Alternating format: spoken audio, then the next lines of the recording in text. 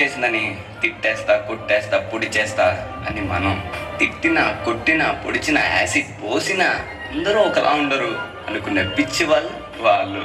అరే, మన భార్యని ప్రేమగా చూసుకుంటాం, మన అమ్మని గుండెల్లో పెట్టి చూసుకుంటాం. అలాంటిది మన భూమికే అందమైన జన్మ ఆడ జన్మ. ఇంకా వాళ్ళందరినీ ఇంకెంత మర్యాదగా చూసుకోవాలి. వాళ్ళ మౌనం వాళ్ళ చేతకంటం కాదు, మనకిచ్చే రెస్పెక్ట్. వాళ్ళు ఒక్కసారి మనం అనుకోకుండా నేను అనుకుంటే ఇక్కడ మనం ఎవ్వరూ ఉండం. ఎందుకంటే మనందరం ఆడవాళ్ళ కడుపులోంచి వచ్చిన వాళ్ళమే. కాటుక కనులు విప్పారకపోతే ఈ భూమికి తెలవారదుగా, నీ గాజుల చేయి కదలాడకపోతే మనుగడ కొనసాగదుగా.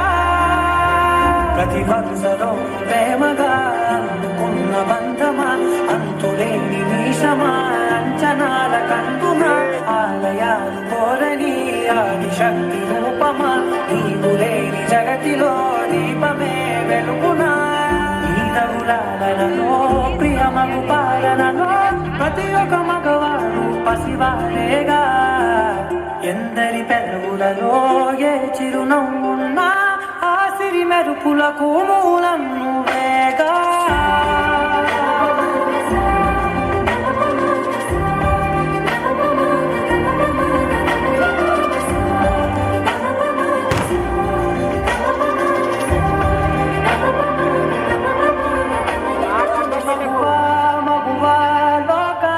తెలుసా నీ విలువా,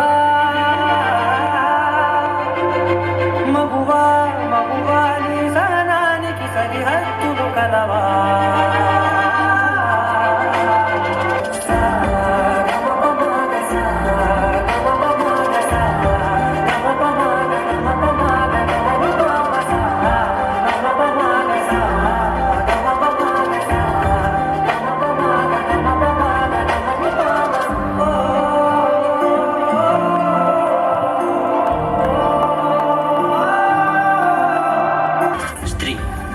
తను మరో జన్మెత్తి మనకు జన్మనిస్తుంది.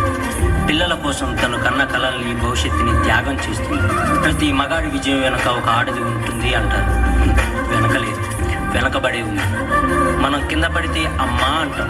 అలాంటి స్త్రీని పడేస్తూనే ఉన్నాం, అగాధాల్లోకి పడేస్తూనే ఉన్నాం. ప్రపంచం ఎన్ని సంఖ్యలు వేసినా తన ప్రపంచంలో తాను స్వేచ్ఛగా ఎగిరే పక్షే స్త్రీ. దయచేసి పంజరంలో బంధించకండి.